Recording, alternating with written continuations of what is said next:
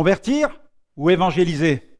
J'aimerais lire un passage qui se trouve dans le prophète Ésaïe, au chapitre 65, au verset 1er. Voici ce que Dieu déclare. « J'ai exaucé ceux qui ne demandaient rien. Je me suis laissé trouver par ceux qui ne me cherchaient pas. J'ai dit, me voici, à une nation qui ne s'appelait pas de mon nom.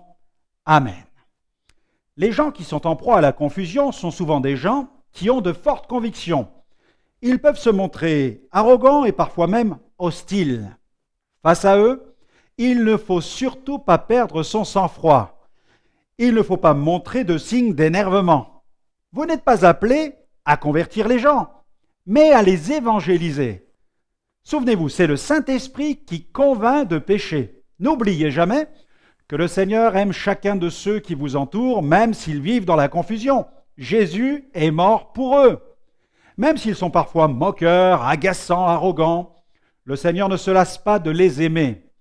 Ce passage du prophète Ésaïe traduit bien cette grandeur de l'amour de Dieu, que le méchant abandonne sa voie et l'homme d'iniquité ses pensées, qu'il retourne à l'Éternel, qui aura pitié de lui, à notre Dieu, qui ne se lasse pas de pardonner. Que Dieu vous donne les sentiments qui étaient en Jésus-Christ. Voyez les gens avec les yeux de Dieu. Aimez-les d'une manière inconditionnelle. Ne perdez pas votre temps dans des batailles de doctrine ou des textes sacrés. Parlez de l'amour de Dieu, car c'est l'amour de Dieu qui aura raison des forteresses les plus solides. La conversion de ma famille est une preuve que Dieu a compassion des gens en proie à la confusion. Nous étions enfermés dans la forteresse de la confusion tenue par les chaînes de l'occultisme depuis plusieurs générations. Mais Dieu nous a fait miséricorde.